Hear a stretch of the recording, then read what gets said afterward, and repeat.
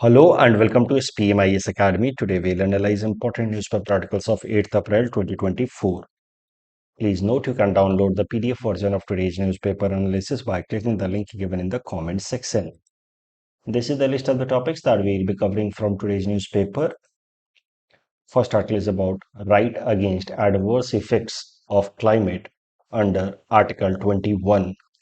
So this topic is important from our syllabus GS paper 2 Indian polity point of view. Article 21 of the constitution आपको पता ही है, तो एक बार फिर भी उसको रिवाइज कर लेते हैं कि इसमें क्या बातें लिखी गई हैं। तो ओरिजिनली हमारा कॉन्स्टिट्यूशन लिखता है कि no person shall be deprived of life और personal liberty except according to procedure by law. ये हमारा आर्टिकल 21 के अंतर्गत फंडामेंटल राइट है, यानी कि हम सबको जीने का अधिकार है और हमारे लाइफ को नहीं लिया जाएगा एक्सेप्ट अगर कोई ऐसा कानून बनता है जिस कानून को हम ब्रेक करते हैं तो उस कानून के नियमों के हिसाब से the right to life can be taken away, but otherwise executive actions arbitrary तरीके से नहीं हो सकते। पार्लियामेंट को कानून बनाना होगा और उसके बेसिस पे ही राइट टू लाइफ को कर्टेल किया जा सकता है। Basically capital punishment executive order से नहीं होगा, किसी भी आर्बिट्ररी तरीके से नहीं होगा। उसके लिए पार्लियामेंट अगर बाकायदे कानून बनाती है तभी जाकर के राइट टू लाइफ कर्टेल किया जा सकता है या कैपिटल पनिशमेंट दिया जा सकता है। That is the simple meaning of article 21 of the constitution. अब इसका इंटरप्रिटेशन हुआ है over a period of time और इसमें कई सारी नई नई चीजें ऐड हुई। देखते हैं ये जो सिंपल अंडरस्टैंडिंग थी राइट टू लाइफ की अंडर आर्टिकल 21 की you can not be denied of your life without a proper law, उसमें क्या क्या डेवलपमेंट्स हुए हैं over a period of time और ये right to life under article 21 कितना डायनेमिक हो गया है करंट टाइम्स में, यही देखना है हमें। तो सबसे पहले इस राइट टू लाइफ वाला जो आर्टिकल है आर्टिकल 21 के अंतर्गत, इसमें जो पहला केस हुआ वो था AK गोपालन केस इन 1950। और AK गोपालन केस में ये जो वर्ड है प्रोसीजर बाय लॉ, इस पे क्वेश्चन उठा। The debate was over this word कि no person shall be deprived of life और personal liberty except according to procedure by law. तो debate was over this. What was the debate कि क्या कानून अगर बना दिया जाए और उस कानून के अंतर्गत अगर किसी के राइट टू लाइफ को वायलेट किया जा रहा है तो क्या कोर्ट कुछ नहीं कर सकती? कोर्ट का काम होगा बस ये देखना कि ये जो राइट टू लाइफ का वायलेशन है इसे एक कानून के मुताबिक हो रहा है कि नहीं। तो बेसिकली जो AK गोपालन केस था that first raise the question कि भारत के अंदर procedure established by law follow होगा कि due process of law follow होगा। तो पहले ये दोनों कॉन्सेप्ट जो पॉलिटी के काफी इंट्रिकेट कॉन्सेप्ट्स हैं उनको समझते हैं और फिर वापस से इस मुद्दे पे आएंगे। देखिए सरल भाषा में देखें difference between procedure established by law and due process of law. Procedure established by law simply कहता है कि if a law is duly enacted by the legislature or the concerned body is valid if it has followed the correct procedure। इसका सरल सा मतलब ये है कि कानून अगर सही प्रोसीजर से बना है तो उस कानून के अंदर जो कंटेंट है that can not B question in any court. The court can only question whether the procedure has been followed by the legislature in order to frame the law or not। तो सारा का सारा जो यहाँ debate है procedure established by law और due process of law में वो है कोर्ट की पावर को लेकर के regarding evaluation of a law कि ये लॉ कॉन्स्टिट्यूशनल है कि अनकॉन्स्टिट्यूशनल है। आपको पता है कि किसी भी डेमोक्रेटिक सिस्टम में जो 3 पार्ट्स ऑफ द गवर्नमेंट होते हैं उसमें लेजिस्लेचर का काम होता है कानून बनाना, एग्जीक्यूटिव्स का काम होता है कानून को इम्प्लीमेंट करना और जो एडजुडिकेटरी बॉडीज होती हैं कोर्ट, उनका काम होता है उस कानून को इंटरप्रेट करना कि ये कानून कॉन्स्टिट्यूशनल है कि नहीं। और दूसरा उनका काम होता है कि जो लोग भी कानून को वायलेट करते हैं उनके खिलाफ फिर केस दर्ज किया जाता है और उन लोगों को पनिश करना। तो जुडिशरी का 2 काम आ गया। पहला कानून को इवैल्यूएट करना कि ये कानून जो लेजिस्लेटिव बॉडी ने बनाया है ये संविधान के हिसाब से है कि नहीं, कॉन्स्टिट्यूशनल है कि नहीं। और दूसरा जो लोग भी कानून को वायलेट करते हैं उनको पनिश करना। तो जो जुडिशरी इवैल्यूएशन करती है कि ये कानून संवैधानिक तौर पे सही है कि नहीं, कॉन्स्टिट्यूशनल है कि नहीं, ये इवैल्यूएशन दो क्राइटेरिया पे होते हैं वर्ल्ड वाइड इन जनरल, दुनिया के अलग अलग सिस्टम्स में, डेमोक्रेटिक पॉलिटिकल सिस्टम्स में। ये जो कोर्ट के पास पावर होता है कानून को इवैल्यूएट करने का, वो बेसिकली दो तरीके से होते हैं दुनिया भर में। एक होता है प्रोसीजर इस्टैब्लिश्ड बाय लॉ। यहाँ पे कोर्ट कानून का कंटेंट नहीं चेक करती कि कंटेंट कॉन्स्टिट्यूशनल है कि नहीं, वो सिर्फ कानून को बनाने का प्रोसीजर चेक करती है। ये कानून बनाने के लिए जो प्रोसीजर इस्तेमाल किया गया है वो प्रोसीजर संविधान के हिसाब से है कि नहीं, कि एक प्रॉपर बिल रखा जाएगा, बिल पर डिबेट डिस्कशन होगा, फिर वोटिंग होगी, फिर वोटिंग के बाद बिल पास होगा, और फिर कंसर्न अथॉरिटी जैसे यूनियन लेवल पे प्रेसिडेंट, स्टेट लेवल पे गवर्नर, उन्होंने साइन किया कि नहीं।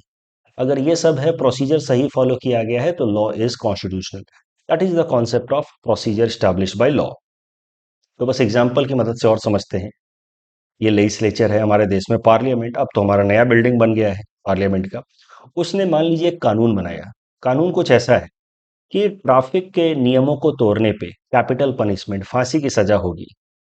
अब क्या होगा कि अगर पुलिस वालों ने किसी इंसान को पकड़ा ट्रैफिक रूल्स को वायलेट करते हुए, तो इनका काम होगा इस इंसान को कोर्ट में ले जाएं और वहां पे इसके खिलाफ केस फाइल करें और एविडेंस दें कि सर देखिए इसने कानून को वायलेट किया है और इस कानून के हिसाब से इसको फांसी की सजा होनी चाहिए।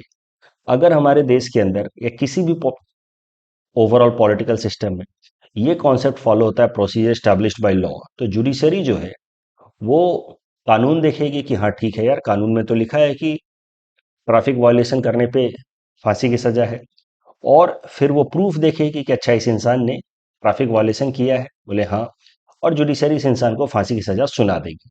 Simple. The judiciary will not question the content of the law, कि ये क्या वाहियात लॉ बना दिया तुमने। जुडिशरी लॉ को क्वेश्चन कर सकती है but only on the procedure, कि भाई तुमने प्रोसीजर सही फॉलो किया कि नहीं।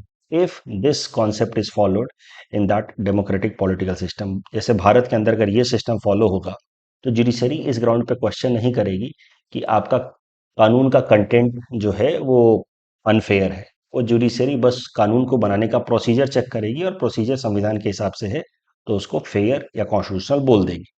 बट एक दूसरा प्रोविजन भी होता है कानून के कॉन्स्टिट्यूशनलिटी को इवैल्यूएट करने का, जो जुडिशरी यूज करती है इन जनरल, वो होता है ड्यू प्रोसेस ऑफ लॉ। उसमें संविधान आ, कैसे चेक होगा कि कानून जो है वो कॉन्स्टिट्यूशनल है कि नहीं, संवैधानिक है कि नहीं। तो देखते हैं। लेजिस्लेचर है, इसने कानून बनाया, वही वाला कानून कि ट्रैफिक के नियम तोड़ने पे कैपिटल पनिशमेंट। अब पुलिस वालों ने पकड़ा इस इंसान को कि तुमने ट्रैफिक के नियम वायलेट किए हैं, और इसको लेकर के गए जुडिशरी में। जुडिशरी ने इस कानून को पहले इवैल्यूएट करना शुरू किया कि भैया तुमने ये क्या कानून बनाया है, और जुडिशरी ने इस कानून को ही क्वेश्चन करना शुरू कर दिया। इसको फांसी की सजा तो नहीं दी, बोला यार ये कानून ही वाहियात है, अनकॉन्स्टिट्यूशनल है, बिकॉज कानून का जो कंटेंट है वो अनफेयर है। अब कैसा है, कानून चूंकि सरकार ने बनाए हैं, पार्लियामेंट के थ्रू बन के आए हैं, तो सरकार की तरफ से सॉलिसिटर जनरल वगैरह कोर्ट में जाएंगे, वो फिर रखेंगे अपना आर्ग्यूमेंट कि सर कानून के बनाने के वक्त सारे प्रोसीजर्स फॉलो किए गए हैं जो संविधान में लिखा गया था। जुडिशरी बोलेगी ठीक है, आपने सारे प्रोसीजर फॉलो किए होंगे, लेकिन फिर भी इस कानून का जो कंटेंट है वो अनफेयर है, अनकॉन्स्टिट्यूशनल है, और कंटेंट के बेसिस पे हम इसको रिजेक्ट कर रहे हैं। तो अगर इस तरीके का मॉडल फॉलो होता है किसी भी डेमोक्रेटिक पॉलिटिकल सिस्टम में, जहां पे जुडिशरी कानून को बस प्रोसीजर के बेसिस पे नहीं, उसके अनफेयर कंटेंट के बेसिस पे भी अनकॉन्स्टिट्यूशनल अगर डिक्लेयर कर सकती है, तो इस तरीके के पॉलिटिकल सिस्टम को कहा जाता है ड्यू प्रोसेस ऑफ लॉ। अब अगर ब्रिटेन के अंदर बात की जाए, हम अभी भारत के लेवल पे आएंगे कि भारत में क्या होता है वो देखेंगे, लेकिन अगर ब्रिटेन के लेवल पे बात की जाए तो वहां फॉलो होता है प्रोसीजर स्टैब्लिश्ड बाय लॉ। यानी कि जो पार्लियामेंट ने कानून बना दिया, वो कानून जुडिशरी इवैल्यूएट कर सकती है उसकी constitutionality, but only on the basis कि पार्लियामेंट ने सही प्रोसीजर फॉलो किया कि नहीं, कानून के कंटेंट को क्वेश्चन नहीं कर सकती। इसीलिए ब्रिटेन के अंदर हम लोग कहते हैं कि ब्रिटेन का पॉलिटिकल सिस्टम जो है वो पार्लियामेंट्री सुप्रीमेसी में बिलीव करता है। वहीं यूएस की अगर बात की जाए, अमेरिका की, तो वहां की जुडिशरी बहुत पावरफुल है। वो कानून को सिर्फ प्रोसीजर के बेसिस पे इवेलुएट नहीं करती कि आपने प्रोसीजर ठीक से फॉलो किया कि नहीं। यूएस के अंदर जुडिशरी जो है वो कानून के कंटेंट को भी क्वेश्चन कर सकती है कि आपका कानून का जो कंटेंट है वो अनरीजनेबल है, अनफेयर है, और उस ग्राउंड पे हम इसको अनकॉन्स्टिट्यूशनल डिक्लेयर कर रहे हैं। So that is why US के अंदर जुडिशरी जो है वो सुप्रीम मानी जाती है। वी बिलीव कि the US political system practises the concept of judicial supremacy. US के अंदर there is written constitution, and the moment there is written constitution, तो that naturally becomes a source of power for the judiciary. जबकि वहीं Britain के अंदर there is unwritten constitution. तो basically whatever the parliament says और whatever law is made by the parliament, that it self becomes constitution. They basically follow convention in the name of constitution. Unwritten constitution उनका, तो parliament ने जो कानून बना दिया, that is as good as the constitution itself, and judiciary will have to simply follow it. So इसीलिए unwritten constitution होना parliamentary supremacy को सपोर्ट कर देता है, जबकि यूएस के अंदर रिटन कॉन्स्टिट्यूशन है तो वो फिर जुडिशियल सुप्रीमेसी को सपोर्ट कर देता है। अब भारत के कॉन्टेक्स्ट में आते हैं। भारत के संविधान में ऐसा कुछ भी साफ साफ नहीं लिखा है कि हम लोग फॉलो करेंगे प्रोसीजर स्टैब्लिश्ड बाय लॉ या ड्यू प्रोसेस ऑफ लॉ। तो since supreme court has the final authority to interpret the constitution, तो supreme court has done this interpretation over a period of time. बिल्कुल पहला case पहुंचा ए गोपालन case 1950 में, article 20 के interpretation को लेकर के, कि सर यहां लिखा है कि right to life can not be denied except procedure by law. तो ये प्रोसीजर बाय लॉ, क्या प्रोसीजर स्टैब्लिश्ड बाय लॉ की तरफ इशारा कर रहा है या ड्यू प्रोसेस ऑफ लॉ की तरफ इशारा कर रहा है? जो ए गोपालन केस में कोर्ट का व्यू आया सुप्रीम कोर्ट का, that was more British concept, procedure established by law, not American concept of due process. Basically अगर कोई भी कानून बनता है जिससे कैपिटल पनिशमेंट दी जाती है, कैपिटल पनिशमेंट का प्रोविजन होता है, तो जुडिशरी उस कानून के कंटेंट को इवेल्युएट नहीं करेगी, बस प्रोसेस को देखेगी। अगर प्रोसीजर सही फॉलो किया गया संविधान के हिसाब से, तो that will be declared as constitutional law. ये जुडिशरी का ओपिनियन था इन ए गोपालन केस। तो बेसिकली जुडिशरी ने ए गोपालन केस में पार्लियामेंट को काफी सारे पावर्स दे दिए, इन line with the British political system concept. But with time things have changed. एक टग ऑफ वॉर चला, स्पेशली इंदिरा गांधी के रेजिम में, और 24th 25th अमेंडमेंट लाए गए। फिर जुडिशरी ने दिया केशव भारती जजमेंट में 1973 में the concept of basic structure का डॉक्ट्रिन। तो इस तरीके से जब जुडिशरी और एग्जीक्यूटिव्स एंड लेजिस्लेचर्स के बीच में टग ऑफ वॉर चला, जुडिशरी ने उसमें एक नया डायमेंशन दे दिया in 1978 Maneka Gandhi case, where judiciary said कि under article 21 the law will not just be interpreted on the basis of procedure, but also on the basis of content. If the law is unfair, unreasonable, arbitrary, then it can be declared unconstitutional, even if the law has been made by following proper procedure. तो basically Maneka case में judiciary went from procedure established by law to due process of law, and judiciary basically said कि अब हम लोग law के content के basis पे भी जज करेंगे। तो मेनका केस इस तरीके से एक मॉन्यूमेंटल केस था जिसने इंडियन पॉलिटिकल सिस्टम में एक बेसिक चेंजेस ला दिए। प्रोसीजर स्टैब्लिश्ड बाय लॉ के जगह पे we started practicing due process of law, and judiciary took extraordinary power in its own hand, which provided enough scope for judiciary to practice activism, जिसको कभी कभार condemn किया जाता है एज जुडिशियल ओवर रीच। ठीक है, तो इस डिबेट से मैंने आपको बता दिया आर्टिकल 21 के ऊपर सुप्रीम कोर्ट के दो फैसले, जिसने भारत के पॉलिटिकल सिस्टम को प्रोसीजर स्टैब्लिश्ड बाय लॉ से ड्यू प्रोसेस ऑफ लॉ की तरफ मोड़ा है। अब हम लोग आर्टिकल 21 पे फोकस करते हैं कि आर्टिकल 21 का इंटरप्रिटेशन कैसे इवॉल्व हुआ है by the supreme court over a period of time. 1981 में एक इंपॉर्टेंट केस है Francis versus union territory of Delhi. उसमें आर्टिकल 21 पे क्वेश्चन उठ गया कि no person shall be deprived of life और personal liberty except according to procedure by law. Procedure by law पे तो दो केस हम लोग देख चुके हैं, ए गोपालन एंड मेनका गांधी केस। इस बार फ्रांसिस केस में डिबेट था about this word deprived of life. किसी भी इंसान की लाइफ को नहीं लिया जा सकता, Everyone has basically Article 21 in short is everyone has right to life. हर एक इंसान को जीने का अधिकार है. अब फ्रांसिस केस में डिबेट हो गया ऑन दिस वर्ड लाइफ कि सर एक बात बताइए, अगर एक इंसान बस जिंदा है, सांसें ले रहा है, लेकिन उसके पास कोई भी डिग्निफाइड तरीका नहीं है सर्वाइवल का, ना ही राइट मीन्स ऑफ लाइवलीहुड है, ना ही उसके पास छत है, ना ही कपड़े हैं, ना खाना खाने के लिए है, मतलब बहुत ही डिप्राइव्ड लाइफ, डेस्टिट्यूट लाइफ बिता रहा है, यानी कि दूसरे भाषा में कहें तो लाइफ विदाउट डिग्निटी बिता रहा है, तो क्या ऐसे इंसान को जिंदा कहेंगे? That is the basic meaning of this debate और basic idea of this debate कि क्या इस लाइफ को लाइफ कहेंगे? सांस लेना भर बस क्या जिंदा माना जाएगा?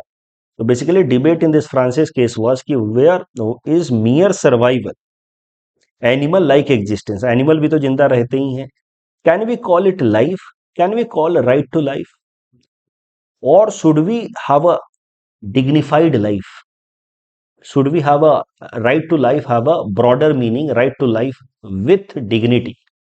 जैसे कोई एकदम गरीब इंसान है जिसके पास कुछ भी नहीं है, खाने को नहीं है, जानवरों की तरह जिंदगी बिता रहा है, तो मामला पहुंचा कोर्ट में कि क्या उस इंसान का right to life state protect कर रही है? कोर्ट ने कहा जिंदा तो है यार.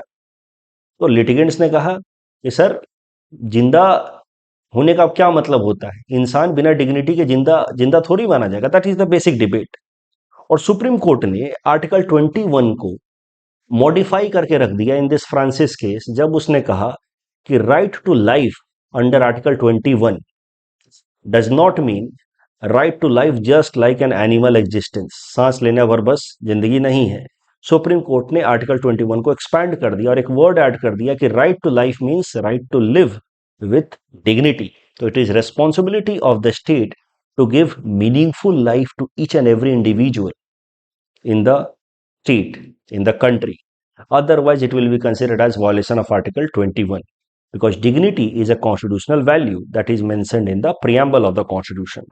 यहां से इस प्रियम्बल में जो डिग्निटी शब्द इस्तेमाल किया गया उसके बेसिस पे आर्टिकल 21 को अपडेट कर दिया, अपग्रेड कर दिया सुप्रीम कोर्ट ने और काफी डायनामिक बना दिया.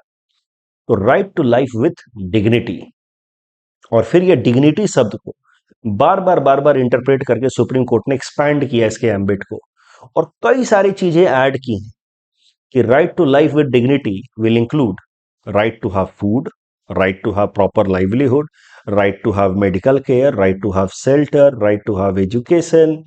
बाद में राइट टू एजुकेशन तो एक अलग से फंडामेंटल राइट भी बनाया गया. Right to have healthy environment. For example supreme court ने जो right to life with dignity word add किया अंडर आर्टिकल 21, तो फिर डिग्निटी या डिग्निफाइड जीवन के लिए क्या क्या चीजें चाहिए हमें, वो चीजें सुप्रीम कोर्ट ने अलग अलग जजमेंट्स में इंटरप्रेट किए हैं और उनको आर्टिकल 21 के अंतर्गत हमारा राइट टू लाइफ का हिस्सा बनाया है. For example Olga Tellis case 1986 में सुप्रीम कोर्ट ने कहा राइट टू मीनिंगफुल लाइवलीहुड. तो सड़कों पे जो लोग मान लीजिए कि रेरी पटरी वाले लोग होते हैं उनको आप हटा तो देंगे. ओल्गा तेली केस यही था, रेडी पटरी वाले लोगों को पुलिस ने जबरदस्ती हटाया कि तुम यहाँ इलीगल इंक्रोचमेंट कर रहे हो. वो लोग पहुंच गए कोर्ट कि सर ठीक है हम लोग इलीगल इंक्रोचमेंट कर रहे हैं, आप हमें कोई दूसरा मीनिंगफुल लाइवलीहुड दे दीजिए, हम यहाँ सड़कों पे ठेले नहीं लगाएंगे. क्योंकि राइट टू लाइवलीहुड हमारे हिसाब से डिग्निफाइड जीवन का एक हिस्सा होना चाहिए. That means basically it is our fundamental right under article 21. और सुप्रीम कोर्ट ने ओल्गा तेली केस में यह माना कि yes right to meaningful livelihood. तो पीएम स्वनिधि स्कीम जो भारत सरकार लेकर के आई है उसको आप ओल्गा तेली केस से जोड़ करके देख सकते हैं. राइट अगेंस्ट पॉल्यूशन, तो फ्री वाटर एयर ये सब मिलना चाहिए. Protection of cultural heritage, right to right of every child to full development, right against custodial debt, right against delayed execution, right to go abroad, right to shelter, right to privacy, important right under KS Puttaswamy judgment in 2017. All such rights are now fundamental rights that have been given by the Supreme Court by making a dynamic interpretation of Article 21 right to life. तो right to privacy आ गया article 21 के अंतर्गत इन 2017. तो फिर इसी को expand करके इन नवतेज सिंह जौहर case 2018 में सुप्रीम कोर्ट ने होमोसेक्सुअलिटी को डीक्रिमिनलाइज कर दिया. क्योंकि प्राइवेसी अगर हमारा फंडामेंटल राइट है, तो दो एडल्ट्स क्या कर रहे हैं, even if they are homosexuals, what they do in private is none of the concern of the state. तो logical extension of Puttaswamy judgment which gives right to privacy a fundamental right, उसका logical extension हुआ नवतेज सिंह जौहर case में, और IPC 377 जो criminalize करता था homosexuality को, उसको सुप्रीम कोर्ट ने स्ट्राइक डाउन कर दिया एज अनकॉन्स्टिट्यूशनल। इसी चीज का इस्तेमाल करते हुए right to privacy fundamental right, उसका इस्तेमाल करते हुए right of adults to marry person of choice दिया सुप्रीम कोर्ट ने हरिया केस में। ये भी एक अधिकार है, फंडामेंटल राइट अंडर आर्टिकल 21। वो बात अलग है कि सुप्रीम कोर्ट ने हाल फिलहाल में हरिया केस में एक और एडिशन कर दिया कि right to marry person of choice does not give you right to marry a person from your own gender. मतलब होमोसेक्सुअल मैरिजेस को सुप्रीम कोर्ट ने या सेम सेक्स मैरिज को सुप्रीम कोर्ट ने रिकॉग्निशन नहीं दिया। यहां मैरिज का डेफिनेशन सुप्रीम कोर्ट ने इंटरप्रेट किया कि marriage means between people from two opposite sex. तो right to marry person of choice article 21 के अंतर्गत आता है हरिया केस में, but that marriage has to be between heterosexuals. Joseph Shine case में सुप्रीम कोर्ट ने एडल्ट्री को डिक्रिमिनलाइज किया। आईपीसी 497 को सुप्रीम कोर्ट ने कहा कि what two individuals do in private should not be the concern of the state since privacy is a fundamental right. But supreme court ने कहा कि we do not support the idea of adultery, but it is just our logical compulsion that since right to privacy is a fundamental right, so we can no longer keep adultery as a criminal offense. But we believe that despite this judgment of Joseph Sain case, adultery will continue to be a social crime. Society will still consider it as a crime. फिर Common Cause versus Union of India case में supreme court ने right to die with dignity को भी एक fundamental right declare किया under article 21। इसके अंतर्गत euthanasia, passive euthanasia has been justified. और बिल्कुल recently digital personal data protection act आया। This has been brought in line with Supreme Court's directive to the government under case Puttaswamy judgment, जहां पे supreme court ने पुट्टा स्वामी case में कहा था कि right to privacy is a fundamental right. तो informational privacy यानी कि हमारा जो भी डेटा डिजिटल स्फेयर में है, वो डेटा भी हमारे हिसाब से प्रोटेक्टेड रहे, प्राइवेट रहे, उसके लिए हमारे पास अधिकार होने चाहिए, पावर होने चाहिए। इसके लिए सुप्रीम कोर्ट ने आदेश दिए थे सरकार को कि डिजिटल इंफॉर्मेशन को प्रोटेक्ट करने के लिए, यानी कि इंफॉर्मेशन प्राइवेसी को मेंटेन करने के लिए of the individual which is a right under right to privacy which is a fundamental right as per Puttaswamy judgement, आपको एक कानून बनाना चाहिए। सरकार को आदेश दिया सुप्रीम कोर्ट ने, और फिर उस हिसाब से सरकार ने कानून बनाया digital personal data protection act which tries to provide us informational privacy. अब करंट डेवलपमेंट क्या है? जैसा सुप्रीम कोर्ट ने पिछले कई सारे केसेस में किया है, आर्टिकल 21 के एम्बिट को एक्सपैंड किया है और right to life with dignity में डिग्निटी शब्द को इंश्योर कराने के लिए अलग अलग अधिकारों को ऐड किया है। तो अब एक इसमें नया एडिशन आ गया है। सुप्रीम कोर्ट ने हाल फिलहाल में कहा है कि every individual has right against adverse impact of climate change. Climate change के इम्पैक्ट को झेलना कहीं ना कहीं हमारे right to life guaranteed under article 21 with dignity का violation. At the same time Supreme court ने यह भी कहा कि it is violation of article 14 also right to equality, क्योंकि क्लाइमेट चेंज का ज्यादातर नुकसान गरीब लोगों को झेलना पड़ता है, उनके पास कूलिंग फैसिलिटीज होती नहीं, और अमीर लोग जो हैं एसी वगैरह इस्तेमाल करते हैं, फिर वो प्राइवेट जेट और इस तरीके से ट्रैवल करते हैं, इसके कारण ग्लोबल वार्मिंग क्लाइमेट चेंज ज्यादा हो रहा है। तो कहीं ना कहीं ग्लोबल वार्मिंग क्लाइमेट चेंज के कारण गरीबों को ज्यादा नुकसान पहुंचता है अमीर के कारण। तो this is violation of article 14 and it is also violation of article 21 because it is not allowing individuals to have a dignified life. So right to life protected against any adverse effect of climate change is also now a fundamental right guaranteed under article 21. इस topic के basis पे prelims practice question हमने आपको दे रखा है। Please attempt this question and submit the answer in the comment section. The next, अच्छा इसके पहले ये क्वेश्चन देख लीजिए। ये जो आर्टिकल 21 पे हमने डिस्कशन किया है, इस पर सीधा सीधा यूपीएससी ने मेंस में, पिछले साल मेंस में प्रश्न पूछा था कि constitution of India is living instrument with capabilities of enormous dynamism, it is constitution made for progressive society, illustrate with special reference to the expanding horizons of the right to life and personal liberty. तो आपको right to life और personal liberty का कैसे expansion किया supreme court ने successive judgments में, वो आपको दिखाना है। ठीक है, मैंने हिंट्स लिख करके दे दिया है। इसमें सीधा सीधा आपको डॉक्टर बी आर अम्बेडकर साहब का वो कोट याद आना चाहिए। उन्होंने खुद कहा है constitution is not a mere lawyer's document, मतलब it should not be a static document, it has to expand as per the requirements of the society. तो वही कर रही है सुप्रीम कोर्ट, और टाइम टू टाइम इस संविधान को फर्दर इंटरप्रेट कर रही है ताकि समाज की जरूरतों के हिसाब से कॉन्स्टिट्यूशन जो है इवॉल्व होता रहे। Next topic is about NATO at 75. This topic is important from our syllabus GS paper 2 international relations point of view. देखिए, NATO North Atlantic Treaty Organisation, ये किन हालातों में बना, ये ऑर्गेनाइजेशन क्या है, ये वो जरा समझते हैं, और इसका मॉडर्न टाइम में क्या रिलेवेंस है स्पेशली फॉर इंडिया, वो भी जरा समझते हैं। वर्ल्ड वॉर टू खत्म हुआ 1945 में। वर्ल्ड वॉर टू के दौरान USSR and US bloc had to come together because of the common threat, common enemy, that were Nazis, Hitler.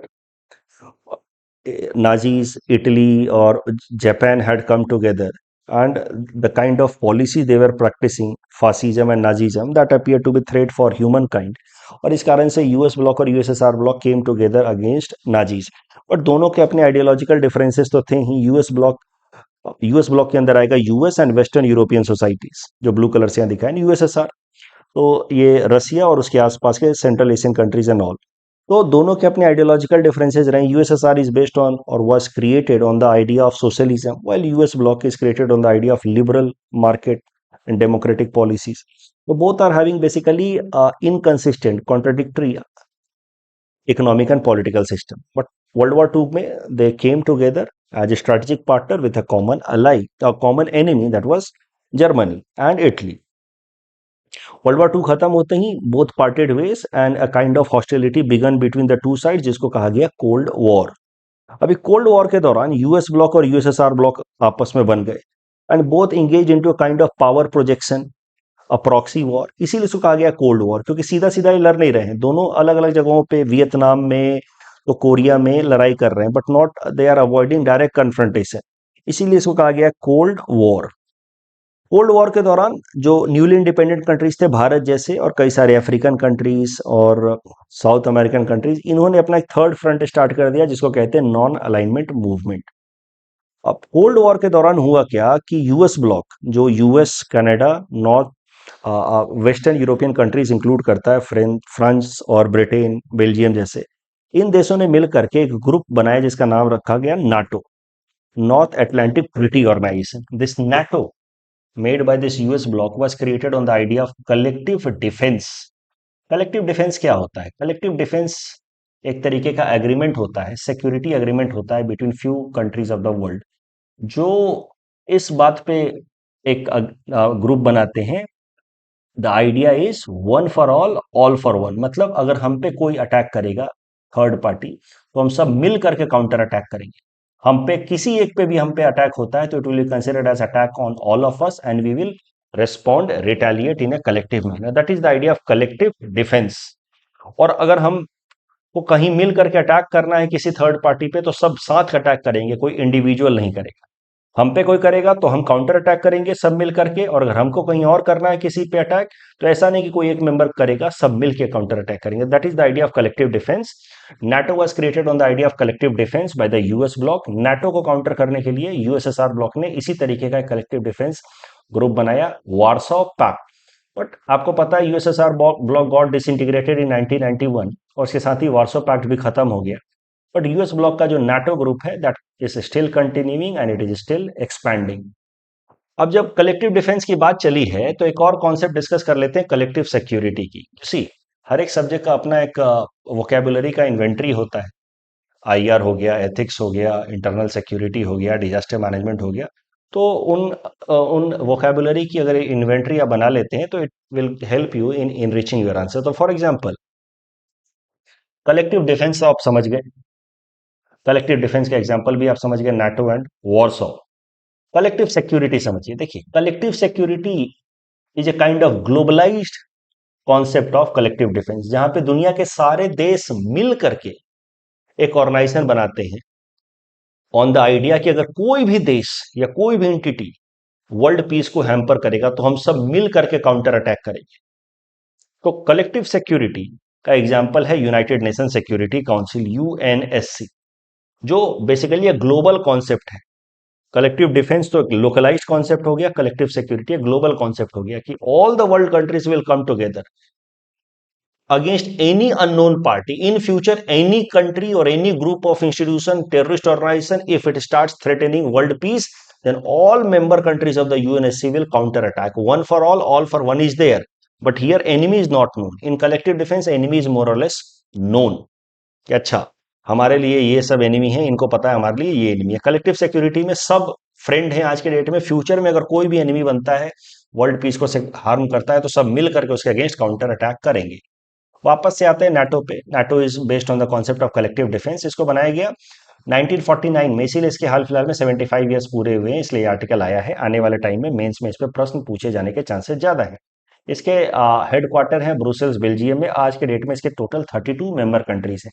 NATO का हाल फिलहाल में क्या मेजर डेवलपमेंट हो रहा है देखिए। कोल्ड वॉर तो खत्म हो गया 1991 में विद डिसइंटीग्रेशन ऑफ यूएसएसआर, और जितने भी यूएसएसआर के कंट्रीज थे हु वर बिल्ड अराउंड रसिया, क्योंकि यूएसएसआर का कोर तो रसिया ही था, दे गॉट फ्रेगमेंटेड, और धीरे धीरे बहुत सारे उसमें से नाटो ग्रुप को ज्वाइन करने लगे। अब देखिए ये सब ईस्टर्न यूरोपियन कंट्रीज, वेस्टर्न वाले तो नाटो में थे, बेल्जियम, फ्रांस, यूके। ईस्टर्न वाले जो हैं वो यूएसएसआर के साथ थे। धीरे धीरे after independence they also started to, after independence मतलब basically after disintegration of USSR in 1991, they also started to join the NATO group.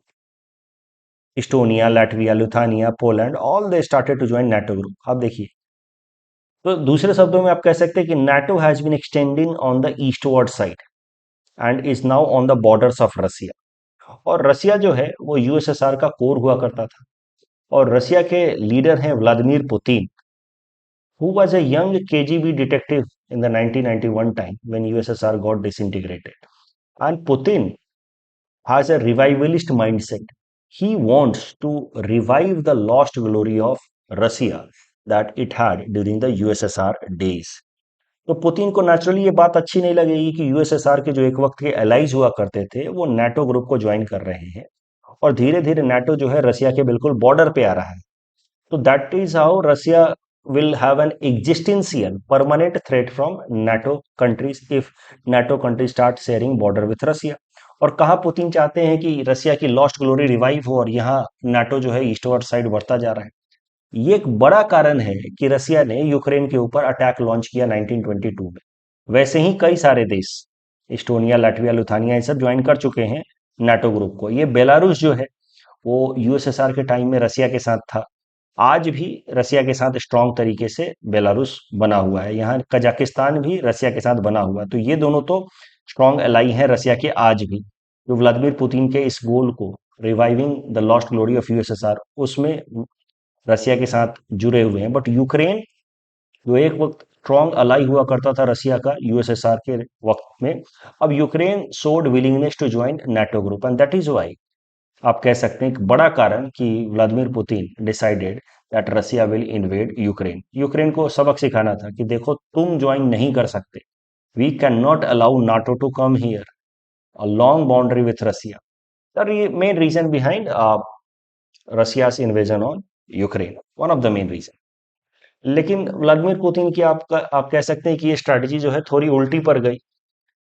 NATO group इस कारण से और मजबूत हो गया। रसिया का invasion on Ukraine has been considered as very unfair action by Russia, unilateral aggression by Russia. और इस कारण से दो देश, फिनलैंड एंड स्वीडन, जो पहले न्यूट्रल हुआ करते थे during cold war time and all, they never decided any side, they also joined in NATO, and now they have become 31st and 32nd member. Finland became 31st and Sweden became 32nd member of NATO. And now you see Finland से रसिया इतना long border share करता है, and Finland has joined NATO because of Russia's unilateral aggression over Ukraine. आप इस पड़ोसी को पीटोगे तो आपका दूसरा पड़ोसी तो घबराएगा ही ना, और घबरा करके जाकर के नाटो ज्वाइन कर लिया। So this is how we can say कि Putin's calculation over Ukraine has gone little bit wrong and it has misfired, and he basically wanted to prevent eastward extension of NATO, but it has actually helped NATO rather than deterring them. NATO has become even more consolidated. NATO को तो justification मिल गया कि देखिए रसिया इतना aggressive है, तो NATO के countries को और ज्यादा एक साथ कोऑर्डिनेटेड होकर के रहना चाहिए। तो Russian war over Ukraine has only strengthened NATO, not weekend it. अब नाटो जो है अपने आप को और ज़्यादा एक्सपैंड करने की और स्ट्रेंथन करने की कोशिश कर रहा है। इसी दौरान 2023 में पिछले साल यूएस की एक कांग्रेशनल कमिटी ने आइडिया दिया कि India should join NATO plus group. NATO plus group क्या है? एक एक्सटेंडेड वर्जन है, आप कह सकते हैं आउटर सर्कल है नाटो का, जिसमें नाटो के 32 देशों के अलावा Australia, New Zealand, Japan, Israel and south Korea members हैं। तो इनको कहा जाता है नाटो प्लस ग्रुप। यूएस ने सजेशन दिया कि भारत को भी इसको ज्वाइन कर लेना चाहिए, नाटो प्लस ग्रुप को, एक outer circle of NATO. India ने साफ साफ मना कर दिया, no we are not going to join it. India को बहुत डराया भी गया कि देखो यार, तुमको चाइना का खतरा है, तुम ज्वाइन कर लो नाटो प्लस। इंडिया ने कहा no, we are able to protect ourselves, we need not to join NATO. Bharat के कॉन्सेप्ट्स क्लियर है। यूएस जो है वो बेट एंड ब्लीड पॉलिसी अपनाता है। बेट एंड ब्लीड का सरल सा मतलब है कि हमें चढ़ा देगा, चलो तुम आगे चलो, हम तुम्हारे साथ है, ठीक है, चाइना को रोकेंगे, और फिर पीछे हट जाएगा और हमें ब्लीड करवाएगा। So we don't want to be a proxy of US, we know how to manage our interest. ऐसे सिचुएशंस पहले भी हुए हैं, जैसे गलवान वैली कन्फ्लिक्ट जब हुआ था भारत और चाइना के बीच में 2020 में, उस टाइम में भी उस टाइम के US secretary of state Mike Pompeo ने खूब चढ़ाया था भारत को, कह रहे अब तो सुधर जाओ, कब खून खोलेगा तुम्हारा, देखो तुम्हारा अटैक कर दिया इन्होंने, 20 जवानों को मार दिया, let us have a joint counter operations against China, simple. This was the proposal from them. और India knew that time also कि देखो यार, इनके बेट एंड ब्लीड पॉलिसी में नहीं फंसना है। तो इंडिया के तरफ से अजय शंकर साहब, एक्सटर्नल अफेयर्स मिनिस्टर, उन्होंने उस टाइम में भी बोला था कि look, we were never part of any alliance system, NATO is an example of alliance system and never we will be. हम लोग ना कभी थे ना कभी होंगे, और हम लोग अपने स्ट्रेटेजिक इंडिपेंडेंस में भरोसा रखते हैं। तो basically India wants to keep a distance from this NATO group because that is in line with our goal. Goal दो ही है हमारा इंटरनेशनल रिलेशंस में मेनली, एक तो अपनी स्ट्रेटेजिक ऑटोनॉमी बनी रहे, दूसरा मल्टीपोलर वर्ल्ड बना रहे, दुनिया में डिफरेंट पावर सेंटर्स रहे। लेकिन नाटो जितना स्ट्रांग होगा, world will again start becoming unipolar along US, we don't want that. इस पे दो प्रश्न यू मेंस के मैंने आपको दिए हैं, ये मुझे लगता है दोनों ही ये यूपीएससी में पूछा जा चुका है। एक पूछा गया है, एक नाटो प्लस में मैंने बना के दिया है, नाटो प्लस वाला मैंने बना के दिया है, मुझे लगता है आने वाले टाइम में पूछा जा सकता है, और ये पूछा गया है। दोनों क्वेश्चंस को आप अपने लेवल पे अटेम्प्ट कीजिए, जरूरत पड़े तो हिंट्स पढ़िए फिर अटेम्प्ट कीजिए, लेकिन आंसर्स लिखना रोज जरूरी है। इस टॉपिक के बेसिस पे प्रीलिम्स प्रैक्टिस क्वेश्चन भी हमने आपको दे रखा है, please attend and submit the answer in the comment section. The next title is about strategic forces command. This topic is important from our syllabus GS paper 3 defence point of view. देखिए, भारत को अगर किसी भी देश के ऊपर nuclear retaliation करना होगा, न्यूक्लियर काउंटर अटैक करना हो, हम लोग सीधा सीधा तो अटैक करेंगे नहीं, बिकॉज इंडिया का जो डॉक्ट्रिन है, nuclear doctrine, it says no first use. हम पहले किसी भी देश के ऊपर न्यूक्लियर वेपन से अटैक नहीं करेंगे, और जिस देश के पास न्यूक्लियर वेपन नहीं है उसके ऊपर हम कभी भी न्यूक्लियर वेपन का इस्तेमाल नहीं करेंगे। ये है भारत की न्यूक्लियर डॉक्ट्रिन। तो लेकिन अगर हमारे ऊपर कभी न्यूक्लियर अटैक हो जाता है, तो उस केस में न्यूक्लियर रिटेलिएशन के क्या मेथड हैं वो जरा देखते हैं। तो एक ओवरऑल बॉडी है न्यूक्लियर कमांड अथॉरिटी, उसके दो विंग्स हैं, पॉलिटिकल काउंसिल है that is chaired by prime minister himself, और एग्जीक्यूटिव काउंसिल है which is chaired by national security adviser. तो मान लीजिए एक हाइपोथेटिकल सिचुएशन कि अगर कोई देश हमारे ऊपर, पाकिस्तान ही मान लीजिए, हमारे ऊपर न्यूक्लियर हमला करता है, तो उस केस में हम कैसे रिटेलिएट करेंगे, उसका क्या प्रोसीजर है। तो ये बॉडी है न्यूक्लियर कमांड अथॉरिटी, उससे चेयरमैन है नेशनल सिक्योरिटी एडवाइजर, और इसमें रॉ चीफ, आईबी चीफ वगैरह सब रहते हैं। ये एग्जीक्यूटिव काउंसिल जो है ये सजेशन देगी पॉलिटिकल काउंसिल को कि सर, न्यूक्लियर काउंटर अटैक करना है अब हम लोगों को, क्योंकि हमारे ऊपर न्यूक्लियर अटैक हुआ है। फिर फैसला लेगी political council. Ultimately political council के अंदर चेयरमैन तो प्राइम मिनिस्टर हैं, उसके अलावा defence minister, external affairs minister, finance minister, home minister रहते हैं।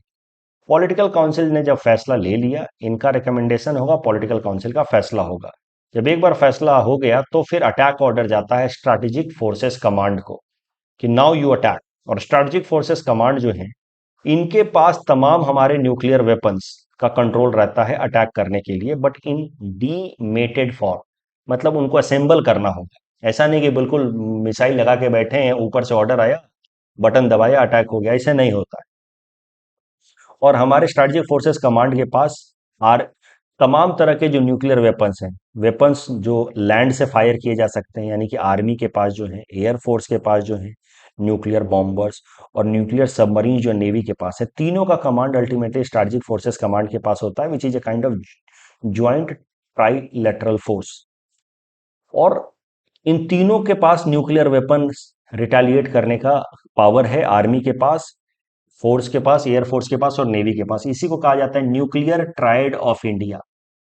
तो न्यूक्लियर ट्राइड से फायदा क्या होता है कि हमारा रिटेलिएशन कैपेसिटी मजबूत हो जाता है। लैंड पे अटैक होगा तो एयरफोर्स से या नेवी से अटैक करेंगे, वाटर में अटैक होगा तो बाकी दोनों से अटैक करेंगे। तो ट्रायड का जो कॉन्सेप्ट है, तीनों फोर्सेस के पास जो न्यूक्लियर वेपन है, that makes India a truly capable country as far as nuclear retaliation is concern. Strategic forces command के बारे में आप समझ गए।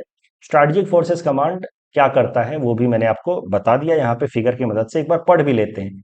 It operationalises the order of nuclear command authority is, and it has sole responsibility of initiating the process of delivering nuclear weapon. It selects the final target.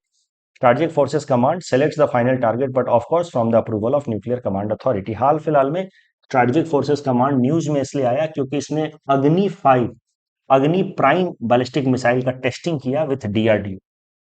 ठीक है, बस testing के लिए न्यूज में था। The news is not that important, but still मैंने बता दिया ताकि हमारा 2-3 कॉन्सेप्ट मैं सिखा सकूं आपको। न्यूक्लियर रिटेलिएशन की मदद से मैंने आपको सिखाया nuclear doctrine of India, strategic forces command के बारे में सिखाया और न्यूक्लियर ट्राइड ऑफ इंडिया बताया, which gives legitimacy to our retaliation capacity. इसके लिए मैंने आर्टिकल कवर किया। Next is about Suvidha portal. This is important from prelims point of view at best. Suvidha portal जो है इलेक्शन कमीशन ऑफ इंडिया ने बनाया है ताकि लेवल प्लेइंग फील्ड क्रिएट कर सके amongst different parties and candidates और फ्री एंड फेयर इलेक्शन करा सके। सुविधा पोर्टल की मदद से होगा क्या कि कोई भी पॉलिटिकल पार्टी या कैंडिडेट को मान लीजिए कि कोई रैली करवानी है, कहीं पे पार्टी ऑफिस स्टैब्लिश करना है इलेक्शन के लिए टेम्पोररी, तो उसको परमिशन लेना होता है पुलिस से, मॉडल कोड ऑफ कंडक्ट के हिसाब से। अब वो परमिशन के लिए उसको ऑनलाइन एप्लीकेशन डालना है सुविधा पोर्टल, और सुविधा पोर्टल जो है वो फर्स्ट कम फर्स्ट सर्व के बेसिस पे एप्लीकेशंस को अप्रूव करेगा। तो किसी भी पार्टी या किसी भी कैंडिडेट के खिलाफ कोई डिस्क्रिमिनेशन नहीं होगा क्योंकि टेक्नोलॉजी डिस्क्रिमिनेशन नहीं करती। तो सुविधा पोर्टल की मदद से बेसिकली एक लेवल प्लेइंग फील्ड बनाने की कोशिश करी है इलेक्शन कमीशन ऑफ इंडिया ने। तो लास्ट क्लास में भी मैंने आपको सिखाया था different applications of technology in conducting free and fair election. वहां मैंने 3 बातें आपको बताई थी, C vigil app, EVM electronic voting machine और वीवीपैट। अब सुविधा पोर्टल को भी वहां ऐड कर सकते हैं। इलेक्शंस हो रहे हैं तो इलेक्शंस पे मेंस में प्रश्न उम्मीद किए जा सकते हैं। आपको जो प्रैक्टिस क्वेश्चन दिए थे यूपीएससी 2017 का, ये प्रीलिम्स क्वेश्चन था। पहला और दूसरा स्टेटमेंट गलत है और ग्रीन हाइड्रोजन से रिलेटेड सारे स्टेटमेंट सही हैं। और यहाँ पे भी तीसरा स्टेटमेंट गलत है क्योंकि सीडीएसएल को प्रमोट किया अकेले बॉम्बे स्टॉक एक्सचेंज ने, not in association with reserve bank of India. So that's all from our side for today. Thanks for watching.